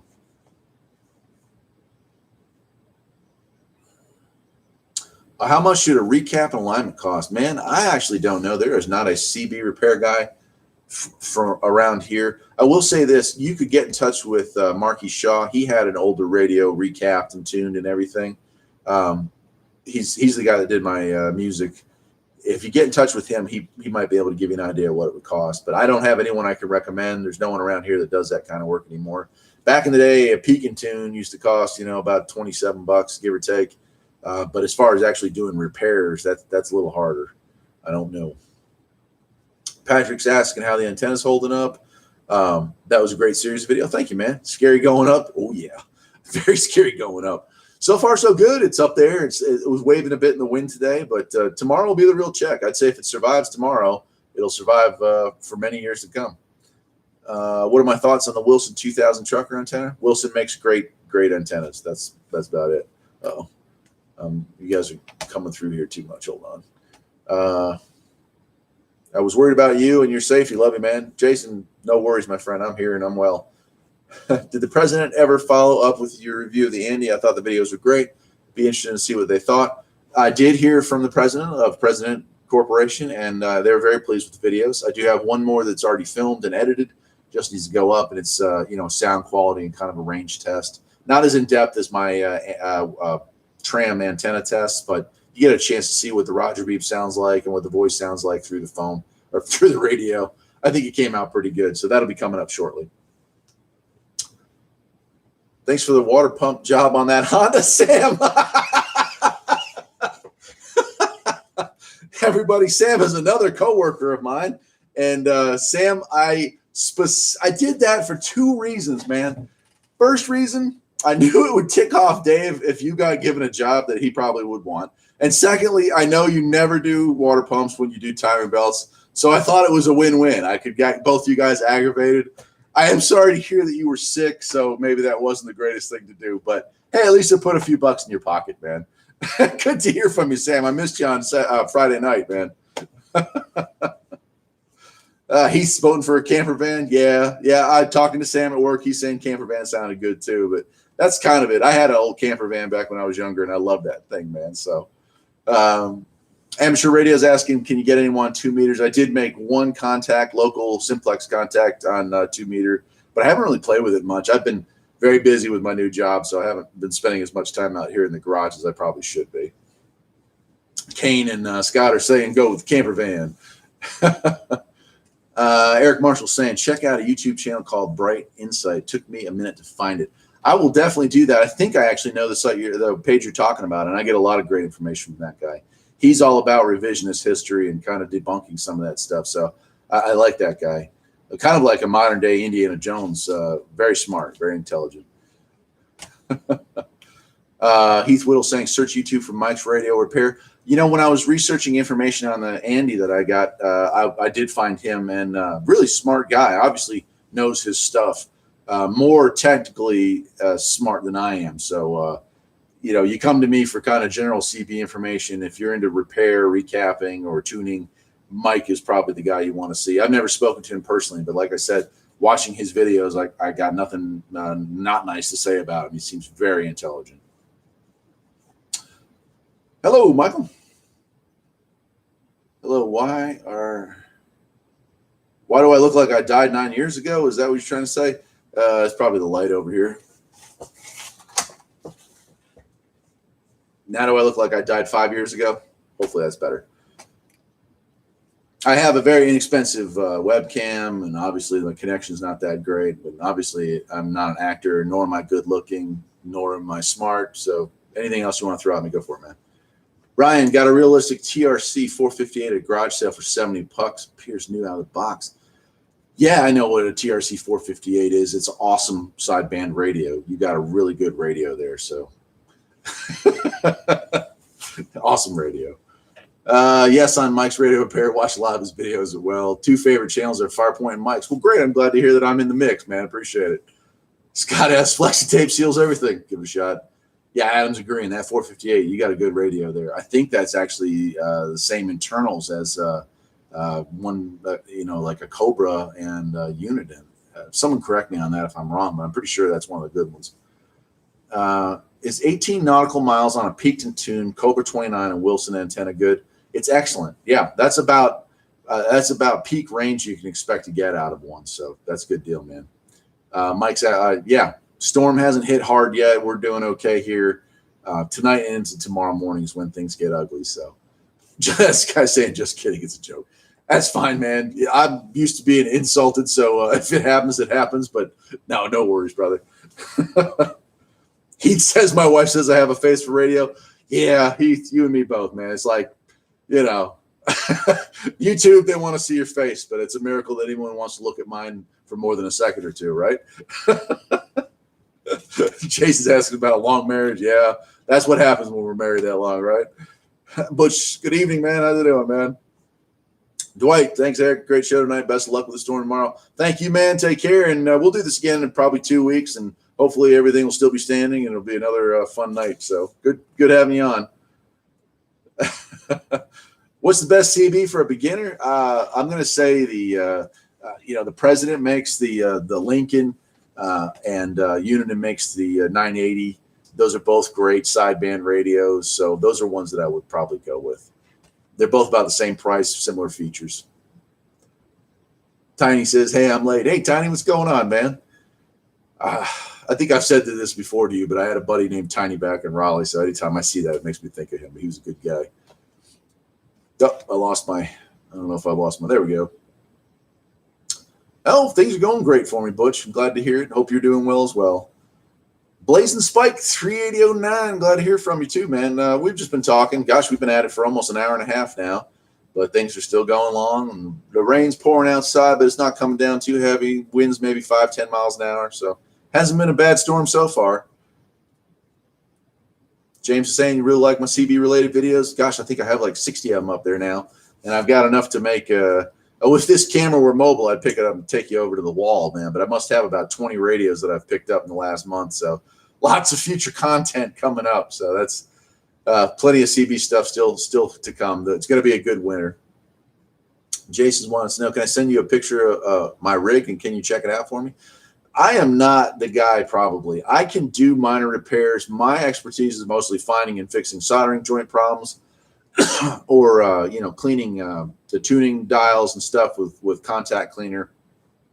Most of your problems with radios relate to those. But when it comes to replacing caps, yes, I can resolder a cap, but somebody like Mike's Radio Repair would probably be much better choice for actual repair work. That guy's like a certified repair person, so he'd probably be the person you'd want to talk to about something like that. You're saying from McKinley, yeah. So President Corporation has some great radios. They have some ham radios as well. I don't know if we'll do future work together. I hope we will. Certainly love to. They don't make it anymore, but the unit in Grant 2 that they were selling a few years back was on my absolute must-have list. Just couldn't afford it, unfortunately. But they've got all their sideband radios, and they have some 10 and 12 meter radios right now. They're just awesome. So anytime they want me to review another product or play with something like that or do a review, oh man, I'm all about that. The President Corporation is high on my list of awesome right now. Blaze Spike saying his radio station's down for maintenance repairs. Yep. About 5 radios this year at a yard sale, all non-working. 3 on Craigslist, all non-working. That's too bad. I do run across ones that don't work. About half the time I can fix them. The other half of the time, what I do is I set them aside, and I'll end up with about 3 or 4 of them, and then I'll list them as a lot on eBay as non-working. And usually you get your money back. You break even. So you might not make money on the ones that don't work, but at least somebody out there who's more mechanic or electronically inclined can fix them up, and so they don't get thrown in the trash anyway. Butch is saying, let us know how that new wooden tower is holding up in all the high winds. So far, so good. I would say, if by Monday morning the sun comes up and it's still standing, then it's been a success story because we are supposed to get about 60-mile-an-hour gusts. So let's see here. Eric Marshall, I worked my chaining down my tiny house. I was relieved but slightly disappointed that the storm shifted. Yeah, it's funny. We worry, and then when things change and it doesn't beat us up as bad as we thought it would beat us up, we're almost a little bit ticked off that we went through all the work. But think of it as a good trial run, And man, a lot of times we make improvements last minute that probably should have been done anyway. I was saying earlier that I put gutters up along the backside of my building here because we've had water getting in underneath the concrete in a couple spots since I put the addition on. So that was something that needed to get done, and the storm motivated me to do it a whole lot quicker. Heath Saxon, would I consider doing a VW camper bus for my next project? Heath, back in the day, I used to buy and fix up and resell camper buses all the time. The problem with campers now, and buses in general, those Volkswagen buses, is people are so proud of them, I can't afford them. I like to buy cars, in the $1,000 to $2,000 range, fix them up and drive those. But man, for $7,000 or $8,000, you can't touch one that doesn't need another $10,000 worth of work. It's really a shame. The Beetles are still reasonably priced, but those buses have gotten outrageous. AR man saying it's time to leave the shop and head home. Great talking. You keep up videos. Hey, 9mm AR man, good talking with you. Have a good night, and I'll see you in about 2 weeks probably. Patrick saying his first radio was a Cobra 19. Still have it. Also have an old Fanon 23 channel. Huh. I don't think I've known a Fanon. I'll have to Google that one when we get done here. Hey, Mr. Parker, how's it going, buddy? James Strickler, I got back into CB after 15 years. Now being older and wiser, I have better equipment. 18 miles barefoot is my best. That's why I asked you about it. Definitely. Yeah. That's if you're hitting 18 miles, then that's like ideal. I don't care what part of the country you're in. That's ideal. Shopgoodwill.com is a good place to pick up. Yeah, they're like eBay, but they're just an internal bidding place like that. And Goodwill is a good spot to bid on. See you, Mr. Bird. Have a good one. Marshall saying you need gutters on 2 buildings. It's actually not hard to install. You got to make sure that the soffits or whatever you call the wood that's up there by where the roof meets the road there, that those aren't rotted out. But it's pretty automated. I mean, they come in 10-foot sections. You slide them together. You buy some end caps. It doesn't require anything special other than a little bit of bravery to get up on the ladder. Blazing Spike, I'm getting ready to set up a CB for a loudspeaker for the scale house at work, thinking about a Cobra 29. Perfect for a business like, the 29 is like the workhorse of all CB radios. So lots of folks out there use those and have great luck with them. He's saying, I hope you can make the Waynesville Ham Fest next year. I hope so too. A lot has changed. I think we talked about, job changes and stuff like that. So it's been kind of a crazy couple of months, and it's still honestly crazy. And that's why the videos haven't been as regular as they were for the last 2 years, but things are starting to level out, adjustments. So you start a new job and new hours and new everything. So hopefully, boy, I hope by next summer this time that things have kind of mellowed out. Oh, Galaxy's an awesome radio, Mr. Hodge there. That's, that's one of the better brands out there. Adam saying, I've heard on older VW buses, there's a conversion kit to put a Subaru 4-cylinder in. There sure is. There's actually like a couple different conversions you can do on them. And that makes them way more reliable, way more modern, and less likely to leave you on the side of the road. Like I said, if I could find one reasonably priced, I would definitely do that. I bought beautiful running 70s campers, Volkswagen campers for like $200, $250 all the time back in the late 90s, early 2000s, but it's a different world. Oh, Fannin is Courier brand. Okay, cool. I didn't think anyone talked about CBs anymore. Scott, we're still out here. If we're still out here. So I'm going to miss a few comments while I tell this story, but here is an interesting story. I was at my new job, and a person came in, and we were talking about whatever. And then the next thing you know, he said something about, he mentioned something, and he said, like used to be on CB. And I said, I still am on CB. And he said, oh, really? And so we started talking, and it turned out back in the late 90s and early 2000s, this guy was big into CB, ran like a 1 kilowatt amp, and had like I think he had a 2-stage amp in his truck. And, he went on and on and on. I was kind of blown away because, I consider myself into CBs, but as far as the illegal side or the amplifier side, I'm not exactly as knowledgeable.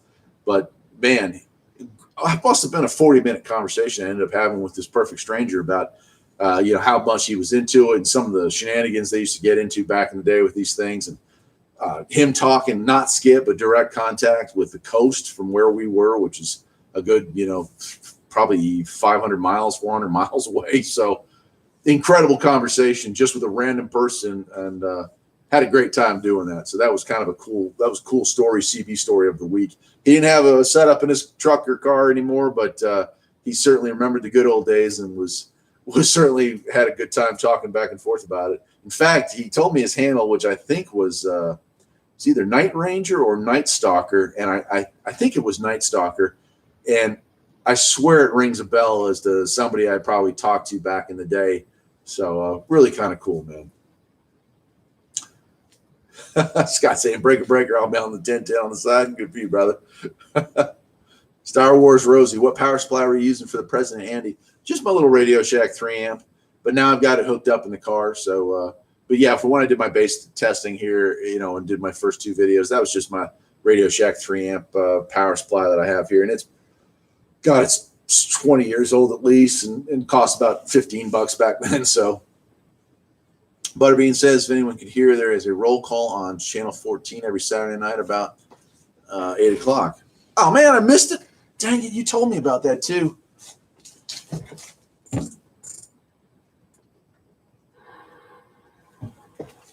Well, I put it on channel 14, but I've probably long since missed the roll call. But in case Skip rolls a little bit, I'll be here. 1 kilowatt amp. Yeah. He was talking about how if he was sitting in the truck next to a car that had their radio on, he could smoke their radio just by keying up.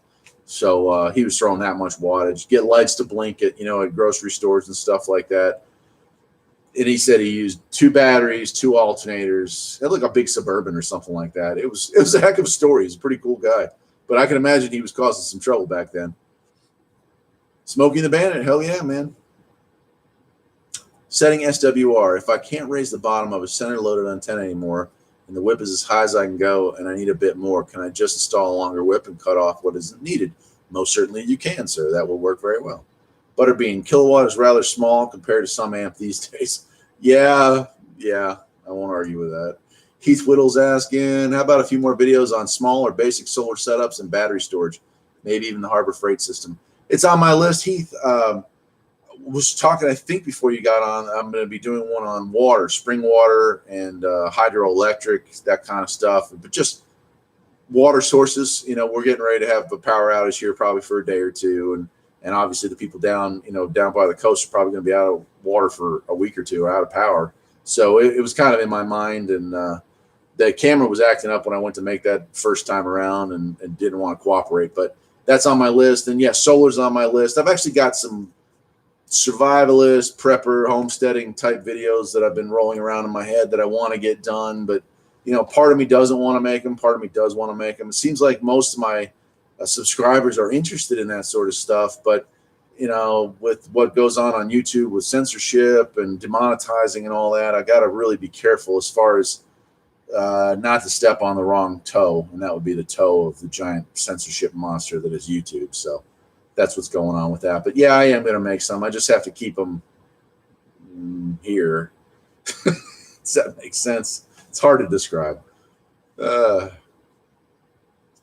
Picked up a President Andy for $65. Hey, that's a good price for one of those things. I think they're like $100 usually, so that's a good deal. I think you'll love it. It's got the weather radio. It's got Roger beep built in, talkback beep built in. Pretty cool setup. But mine ran fine off of 3.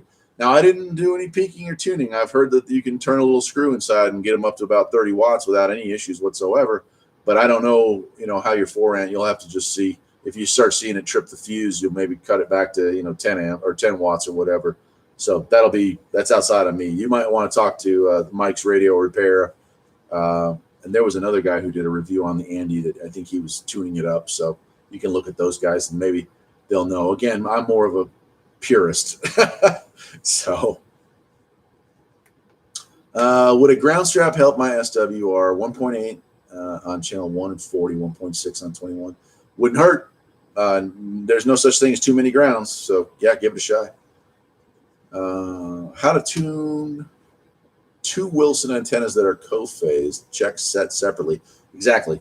So take the co-phasing cable out, get it set up, tune each antenna separately, hook it back together again, and check. Don't be surprised if the SWRs don't change, but as long as they're still within a reasonable number, leave it be. Because anytime you even move the antenna a little bit this way or one that way, you've got to retune each antenna and then the whole thing all over again. So that's kind of a tricky setup there. James saying, thank you for answering the questions. No problem, man. Adam, President Andy for 65. Yeah, I'd say that's a good deal. So that's cool. I love the idea of some solar videos. I wired my house so I can switch it to solar. I'm going to do that kind of stuff. I imagine if the garage extension hadn't eaten up so much of this summer, I would have probably made more videos related to stuff like that. Our original plan this year was to install solar on the back of this garage, which is where most of the sun comes in. But because of the money and time expenditure, we didn't get around to it. One thing about homesteading, one thing about prepping or survivalism or any of that stuff is that, you write yourself a list like anything else in life, and you think, this is what I want to accomplish this year. And sometimes you knock off a whole bunch of stuff on that list, and sometimes that one item on the list takes up all the time you've got. So it's on the list. That's what I'm going to say for you. Ryan saying, I'd love to see more good prepper videos and homestead related stuff. I will do. I feel like I did not make enough homesteading videos this year. I didn't make a lot of tractor videos other than, briefly talking about the new Kubota. I do have another video that I filmed with Kubota this year, and I have a new piece of equipment that's coming to me right now. So I will be making 2 more videos on garden tractor equipment before the first snowfall here. Let's see what else we got here. Heath is asking, have you ever messed with one of those $20 USB? No, man, and I want to. So many people have recommended I get those things, but I haven't done it. I'm trying to think. It's been such a crazy summer, man. It's hard to say. I have ever since I got the that base station setup where I bought a pile of base station setups and a pile of scanners. I will say that most of my free time out here lately, in the last month or so, where most of the time I'm usually on CB. Well, CB's been kind of quiet. I have been listening to that scanner because I've got all the 3 counties around me dialed in pretty well. I've got it hooked up to the antenna on the roof. And so I'll be working out here, and I just have that going, and I love it. Scanner is just so much fun, and I've of course made a video on that too. But I haven't really played with ham. I haven't really played with CB because of the conditions and stuff. I've just been doing that, so I would love to.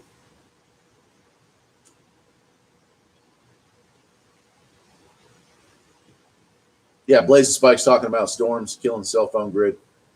It's true, and that's what happened to me during Fran. Is the phones were out, no water, no power, no phone, and no access to the automobiles because the driveway. There's trees down the driveway. There's trees down the roads, and even if I chainsawed my way out of my road, every other road there was trees down. We lost 75% of the power grid during Hurricane Fran back in '96. It took them weeks to get everybody back up and running. So if I hadn't been able to go out to the car, fire up the radio, and find out what was going on and where I needed to go, I would have burned all my gas off driving around looking for water. And I had bought water, but not enough, not for 14 days. So the food all went bad. I mean, we had canned goods, but all the food that we thought, we thought for a 5-day plan, and 14 days. So totally underestimated.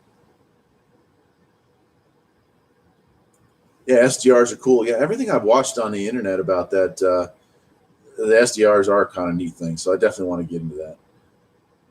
What does my wife think of my CB radio hobby? She totally loves it when I leave the house and go out here and play because she gets her out of her hair.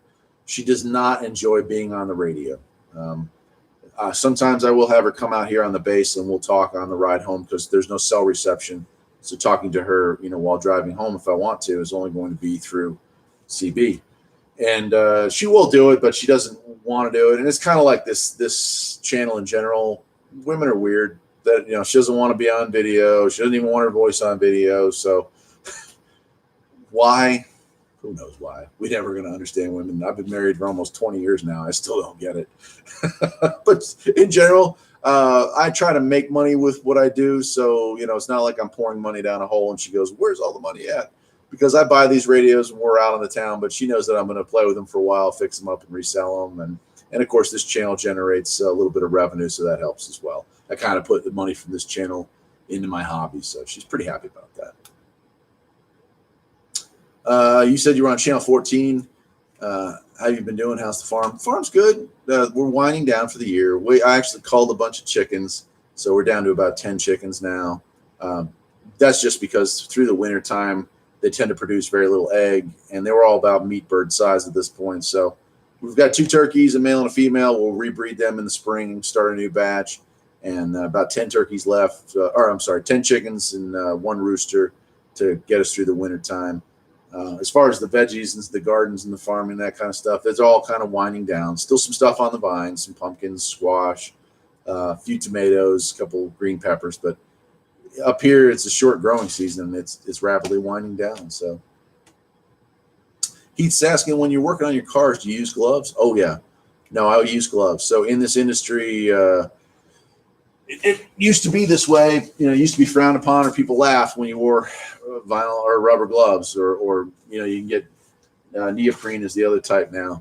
But cancer, man, all the chemicals soak through your hands if you're doing this every day, and really increases the risk of like liver cancers, pancreatic cancer, stuff like that. So I've gotten to the point now where if I'm even going to get close to something that's got grease or oil, or I'm wearing gloves. So, and I recommend you do too. Even if you're not doing it on a regular basis, go get yourself a box of gloves because that stuff is nasty for you, man. Unit 980 SSB, $115.99 at Best Buy. Wow. Well, that is a good deal. Eric Marshall. Oh, man, I missed a bunch, haven't I? Oh, boy. What's a good handheld scanner? I don't know about a handheld. These scanners that I came across are ancient, but the one I'm using as my main scanner right now is a Uniden Bearcat BC 175XL. I bet you can find it on eBay for about $15. Picks up all the action, man. I love it. So it's like I'm reliving my youth because I used to be so into that when I was a kid, and I kind of forgot about it. And hooking this thing back up, it's like listening to Cops, man. It's like watching Cops, the TV show. Well, this is listening in on the action. And the later you stay up, the better the action, let me tell you. Anthony's saying he loves the videos, recently stumbled across them, and I am hooked. Keep up the good work. Love the CB. Thank you, Anthony. Glad to have you on board. Butterbean saying he put a CB and a 2-meter in his wife's car. She likes it now. Good, man. Good. Yeah, some chicks are into it, some not so much. My wife is, I guess she's shy. I mean, she's not shy around me, but I guess she just doesn't like to have her voice over the air. I guess that's my best guess. Let's see here. What do you think about the stuff I said about a base station rig for school stuff? I might have missed it. I might have missed it, Jason. I'm sorry. Harbor Freight has good prices on gloves. Yeah, they do. Like, you get a coupon, you can get a box of 50 or 100 gloves for like $5.99, and they fail fairly quickly. But if you're just doing an oil change or something like that, perfect for that. We've got 3 or 4 boxes of them. Blazing Spike says he has people telling me CB radios are dead. Are they? I'm on them. I mean, that's one person. Not totally dead as long as there's one of us still on the air, even if I'm just talking to myself. Do police in my area still use 10 codes? Yes and no. Like, depending on, you can tell the old timers because they still are. And the dispatch girls, they definitely still know the 10 codes. They probably have to learn them as part of that training. But the younger guys generally don't. Also, one big change from when I was in law enforcement is we were specifically told you don't say please and thank you. It's radio is strictly for business. But most of the young guys, and I'm fine with this. I appreciate it. I always felt weird not doing it. I was brought up to say please and thank you. So you can tell the younger guys they're saying please and thank you. So that's kind of fun too, James saying I'm a diesel mechanic and I wear gloves. Yeah, James, you're right. Man, when I got in this 25 years ago, people laughed at you if you put gloves on, and they're all dead. So what does that tell us, right? After 41 years of marriage, I finally figured out my wife. She doesn't want me to figure her out. That's what it's all about. Peter, perfect. Norman, did you ever hear your name on a scanner? No, sir. And I hope I never do. Eric D saying hello from California. I love your content. Thanks for sharing your knowledge. Hello, Eric from California. Good to have you on board, man. We've been hanging out for about an hour and 45 minutes. I got about 15 more minutes in me, and then I'm beat. I'm going to go in and say goodnight to y'all. But I'm enjoying the conversation like I always do. Looking good. We got a good house. 55 people in here. I think the all-time high was about 180, so we're a little off of that. But not bad for one dude hanging out in his garage, right? William saying he's glad I caught my live stream. Glad you could join us, my friend. Do you like the Aesthetic 636? Sure, of course, yeah. One of the best mics made. Expensive, but nice. Oh, man, let's see here. I'm going to take one more sip here. I'm going to hang in there for the full 2 hours, looks like.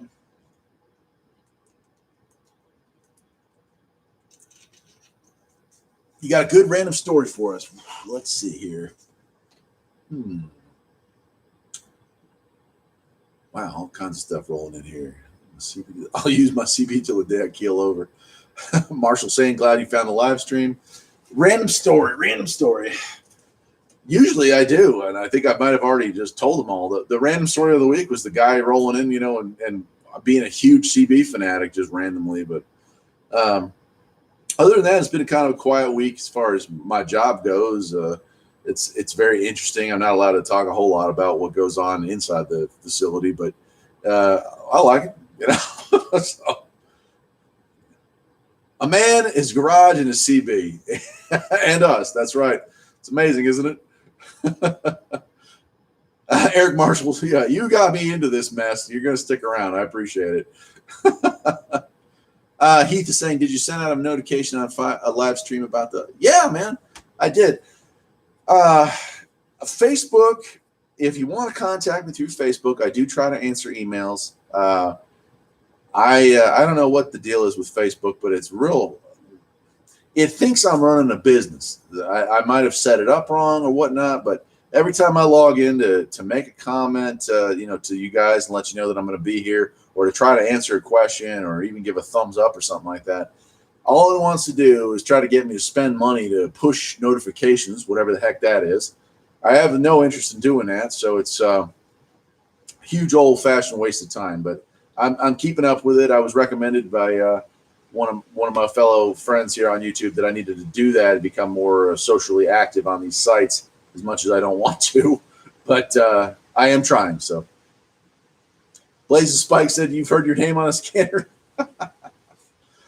Michael Root wants to know I'm into remote controlled cars. I certainly was. I still have one. Now, I'm not into like really expensive stuff because I've kind of been poor, but Radio Shack remote control cars were the bomb when I was growing up. And even in my 30s, I asked for my wife to pick me up a remote control. It's a Dodge truck from Radio Shack when they were still in business. And I still use it occasionally. In fact, in my last house, had extremely limited crawl space access. I strapped a wireless camera onto it and drove that sucker down to the other side of the building where I never could have got to, and to see what was going on with the plumbing issue I was having. So I bought it for work purposes, but I've certainly played with it a bunch since then. It's also great for scaring the crap out of the cats, which I love to do from time to time. I figure as much food as I give them and as much entertainment as I give them, every once in a while it's okay to do something like that. Not cruelty to animals, but just fun to play with.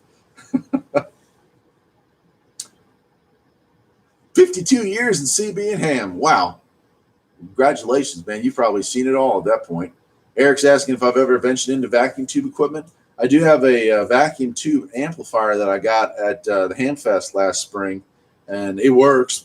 I've never actually tried to rebuild one of those things. I do have, if you ever go back and find the video, I have a beautiful airline, Montgomery Ward airline vacuum tube shortwave radio that I have in my guest room. That is just absolutely beautiful. I've had it recapped. I've had everything realigned, and it's just a great radio. But I don't do repair work on stuff like that. I have heard you can hurt yourself pretty good with that, so I kind of stay away from it. Marshall saying you're out in the garage on CB2. See, it's like Man Cave City out here. It's a perfect place for a CB base station, hanging out in the garage. Chris Kellner, hey, how you doing, man? Yeah, Jason, I feel the same way about Facebook. If it were up to me, I'd take a match to my account, but and I might still do that. I will notify you all if I do that. Again, let me point out the name BitChute, BITCHUTE. Go to it, create an account, log into it. It's an alternative to YouTube. Every video that I post onto YouTube, also I post onto BitChute, and I've been trying to upload older videos onto it as well. So I don't want to get into it tonight. We only have 10 minutes left, really, but I'm not a big fan of YouTube or Facebook or Twitter or any of these at this point. Censorship is absolutely disgusting and despicable, and I want no part of it. But for the time being, I will hold my nose and put up with it until alternatives pick up the pace, and they are picking up. So join the revolution, my friends.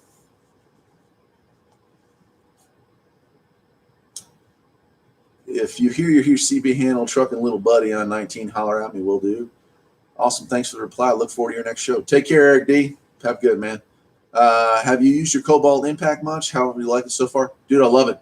It's quiet. The old IR just hammers away at your eardrums, but that Cobalt's super powerful, relatively quiet, and it has a good feel. It's like a composite. So can't say enough nice things about that. Anthony saying, how about some new updated shack equipment antenna videos? Maybe share some grounding techniques or something. Just throwing it out there. I'll see what I can do. Not much has changed. Well, a little bit. I've got different power supplies. Like every couple of weeks, it seems these days, I'm getting a new power supply. So I've got my 2 meter hooked up to a 13 amp power supply. I've got the Uniden hooked up to the 3 amp. And I've got another radio hooked up to a 19 amp up there. But I don't have it hooked to an antenna yet. And the Bearcat's just a wall-worked, scanner antenna. And but yeah, I'd be happy to do something like that. Take care, Butch. Nice to have you with us.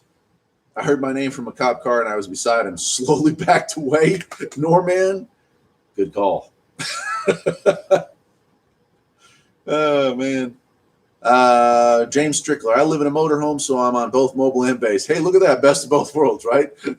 Right on. What kind of 2 meter base do I have? I just had, I have that Radio Shack. What is that? HTX 252. Just that little 2 meter that I got at Hamfest last year. That's the only base I have. I also got that Retrievus HD1 that to the DMR radio. And I've played with that when I had it hooked up to that antenna. That's why I made my simplex contact with. That's a pretty nice radio. Still having a heck of a time with DMR, but I'm learning little by little. Vegan Driver says, I think I managed to change my username back with that. Yep, there it is, Vegan Driver. Yep, cool, man. Good for you. Jason Ingalls. I always wondered, Blazing Spike, I've yet to hear anyone use a handle on CB Drive in 7 years. Yeah, a lot of times they just refer to us, hey, driver. Hey, driver, what's it like up there? Hey, driver, what you doing? That's just, man, that's cool. But if you get into a conversation and you have more than, a little bit of chit-chat, it is nice to say, well, all right there, driver. Well, this is North Star 707 from the mountains of North Carolina. It's been good talking with you. That way, on the random chance you ever hear from that person again, hey, they remember you. Chances are they won't, but, whatever. Blazing Spike, good night, man. Got about 10 minutes to go. Good night, Adam. Take care.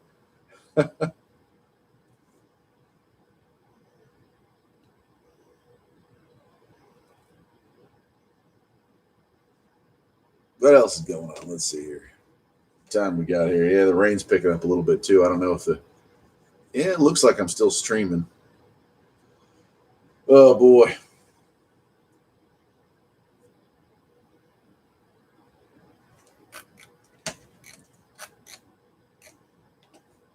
Mr. Parker, good night. I appreciate your time. Enjoy the rest of your night too, my friend. I'll see you all later. I think I'm going to call it, guys. I've had enough. You have a mailbox? Yeah, I got a mailbox. What are you talking about?